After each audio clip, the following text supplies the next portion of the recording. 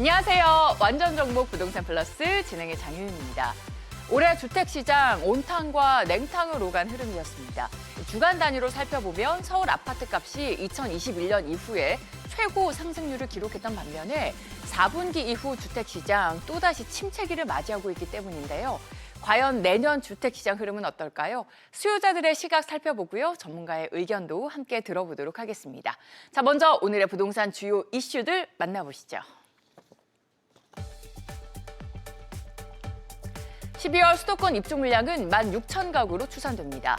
서울 올림픽파크 포레온 입주 기저효과로 이달 물량보다는 33% 적은 수준인데요. 대부분 경기권의 입주 물량이 집중돼 있고요. 규모가 가장 큰 곳은 광명인 것으로 조사됐습니다. 정부가 오피스텔의 바닥 난방 면적 제한을 폐지하기로 했습니다. 주거 활용을 제한하는 마지막 규제였는데요. 지난해 발코니 설치 허용에 이어서 바닥 난방 제한까지 폐지하면서 오피스텔을 주거 용도로 쓰는 것을 막기 위해 만들었던 규제가 전부 사라지게 됐습니다. 내년 주택시장에 대한 소비자 설문 결과 응답자 10명 중 3명 이상은 매매 가격이 오를 것으로 전망했습니다. 상승 전망의 이유로는 핵심 지역의 아파트 가격 상승을 꼽는 의견이 가장 많았는데요. 반면 경기 침체 가능성을 이유로 집값이 내릴 것으로 전망하는 의견도 25%를 차지했습니다. 자, 내년의 주택시장 흐름 어떻게 이어지게 될까요? 이윤환 전문가와 함께 자세히 이야기 나눠보도록 하겠습니다. 안녕하세요. 네, 반갑습니다. 네, 반갑습니다. 어서 오세요. 자, 내년 상반기 집값 상승 전망 비중이 하락 전망보다 더 우세한 것으로 나타났습니다.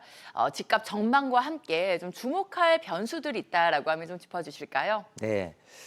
자, 내년 상반기예요. 상반기에 대한 집값 상승 전망이 32%로서 하락 전망 25%보다 우위에 있다는 건데, 요거를 이제 이전까지의 그 어떤 상승과 하락에 대한 전망을 소비자 응답 비중에 대한 추이를 이렇게 보니까요.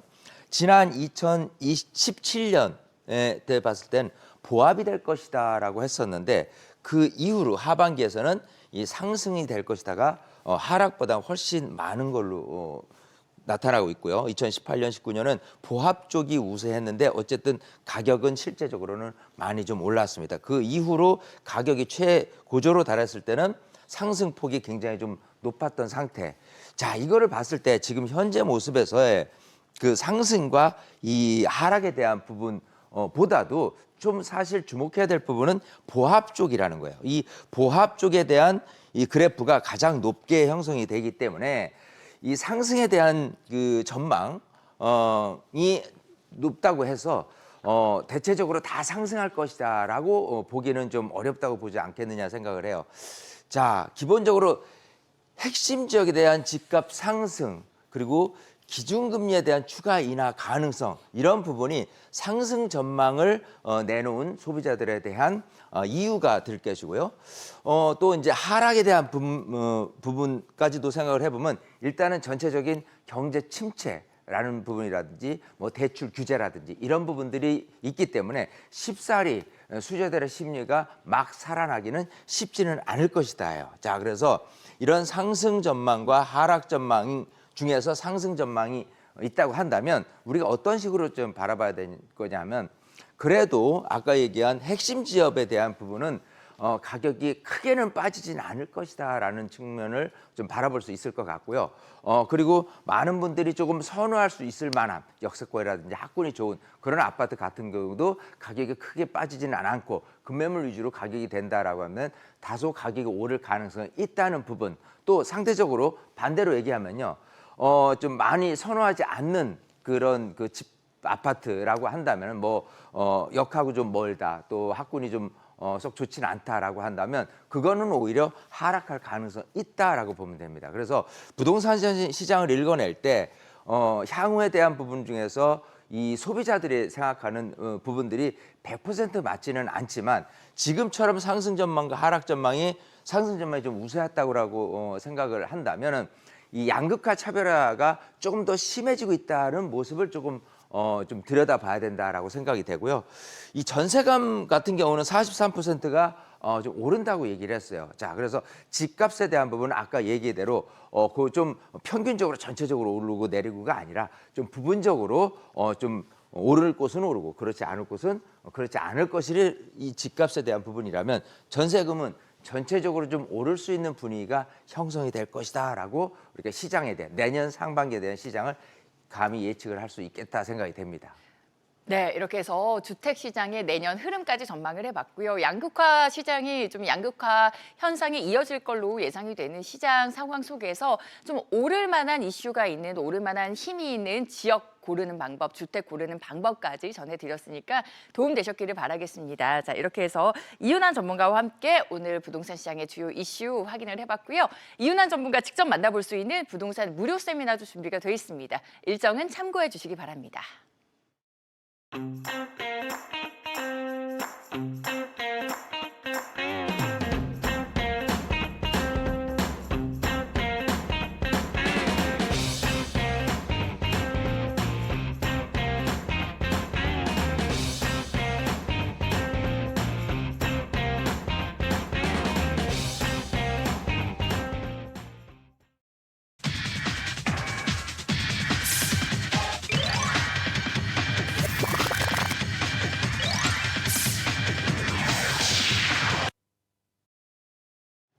네, 지금 부동산 시장에는 어떤 일이 일어나고 있을까요? 알아두면 도움이 되는 부동산 정보들 이 시간 알기 쉽게 전해드리겠습니다. 오늘 이 시간은 정혜근 전문가와 함께합니다. 전문가님 안녕하세요. 안녕하세요. 네, 반갑습니다. 어서 오세요.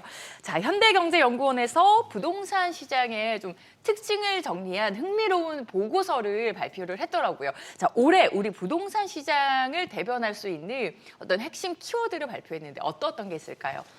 네, 그 부동산 시장의 지금 핵심 키워드는 얼죽신, 그러니까 얼어 죽어도 신축이다.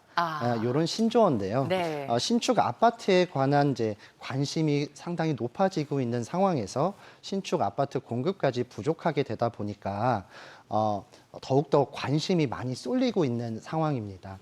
이렇게 공급이 부족한 상황까지 가다 보니까 오피스 중심의 이제 상업용 시설에 대해서도 관심이 좀 높아지고 있는 상황이고요. 또 선호 지역이 많은 관심을 이렇게 갖게 되면서 선호 지역에 관한 이제 양극화, 수도권 양극화도 굉장히 심해지고 있는 상황이라고 보시면 될 것 같습니다. 네, 여러 가지 올해 시장을 대변할 수 있는 이제 키워드들이 발표가 된 것 같습니다. 자, 공급 부족 문제를 또 이야기를 안 할 수가 없는데 공급 부족 문제 뭐 올해 이야기가 아니라 사실 이제 뭐 내년에도 후년에도 계속해서 될 이슈인 것 같아요. 계속 이러한 특징들을 이어갈지 많은 분들이 또 궁금해하실 것 같고요. 그리고 또 얘기를 안 해볼 수가 없는 게 바로 양극화 현상입니다. 지금 우리나라 부동산 시장에서 또 빼놓을 수 없는 게 이 양극화 현상에 대한 이야기를 안 할 수가 없는데 이 양극화 현상이 또 언제까지 이어질까라는 궁금증이 많은데 이제 많은 분들이 또 양극화 이제는 또 빼놓을 수 없이 얘기를 할 수는 없을 것이다. 또 이런 이야기도 있습니다. 어떻게 평가하실까요? 그 수도권과 이제 비수도권 간의 격차, 네. 그리고 또 아파트와 비아파트 간의 이제 선호도의 차이, 그리고 신축과 구축 간의 이제 격차로 이제 양극화는 더 커질 수밖에 없는 상황입니다. 2025년 이제 건설 주택 경기를 이렇게 전망을 보다 보면 주택 시장의 양극화는 더 심해지게 되고 또 단기 공급 부족 등으로 수도권의 집값이 상승할 전망을 좀 하고 있는 상황입니다. 네. 그리고 이제 또 하나하나 살펴보도록 하겠습니다. 바로 이제 처음에 이야기해 주신 얼죽신이라는 이제 신조어가 나타났어요. 사실 이제 우리가 얼죽아 이래서 정말 이제 너무 추울 때도 아이스 아메리카노만 마시는 분들, 우리가 이제 그것 때문에 얼죽아라는 얘기가 나타났는데 얼어 죽어도 신축, 꼭 신축을 선호를 하겠다라는 그런 의지가 느껴질 정도 이제 신조어가 생겨났고 실제로도 신축 현상, 신축 선호 현상 때문에 신축 가격도 이제 많이 올랐습니다. 덩달아 높은 분양가에도 불구하고 청약 열기까지 굉장히 뜨거웠던 게 올해 현상이었는데 이 부분에 대해서는 좀 내년까지 이어질 걸로 예상을 하실까요? 2025년 수도권 아파트 공급량이 급격하게 줄어들면서 신축 아파트에 관한 관심이 더 높아질 수밖에 없는 상황입니다. 지난 착공 실적들을 이렇게 살펴보면 향후 한 3년가량은 입주 공급 물량 자체가 좀 많이 부족할 전망입니다. 이제 그러다 보니까 신축 아파트의 매매 거래 가격도 좀 상승할 여지를 가지고 있습니다. 네. 자, 그리고 이어서 우리 이제 매매보다 좀 전세가 좀 더 이제 많은 분들이 선호를 하게 된 현상에 대해서도 얘기를 해봐야 될 것 같아요. 이게 수도권 아파트를 중심으로 해서 전세값 상승세가 굉장히 뚜렷했는데 주택 매수세가 이제 특히나 올 하반기 되면서 좀 위축이 됐었죠. 그러면서 이제 많은 분들이 매수보다는 좀 임대 시장에 머무르겠다라고 좀 느껴지면서 좀 임대 수요 즉 이제 특히나 전세 가격 상승세가 좀 눈에 띄었습니다. 이 전세 가격 상승세는 내년에 이어질 걸로 보실까요? 내년 이제 주택 매매 가격은 전반적으로 1% 정도 오를 전망입니다. 네. 이에 따라서 수도권에서 전세 가격은 2%까지도 이제 상승할 것으로 좀 예상을 할 수 있는데요. 네. 임대차 시장이 불안정한 좀 상황이다 보니까 지방은 매매 가격은 좀 오르지 않고 좀 유지를 할 것이다라고 생각을 합니다. 네. 하지만 유지하는 데에도 전세값은 1% 정도가 상승할 것이다라는 예상을 하고 있습니다. 내년에도 이제 전세값 상승 흐름이 계속해서 이어질 건데 그렇다면 이게 또 매매가 상승으로 이어질지는 내년 봐서 또 시장 흐름을 잘 진단을 해봐야 될 것 같습니다. 자, 이렇게 해서 올해 부동산 시장의 특징을 중심으로 내년 부동산 시장은 어떠할지 이야기 좀 나눠봤고요. 도움 말씀 주신 정혜근 전문가와는 여기서 인사드리겠습니다. 고맙습니다. 고맙습니다.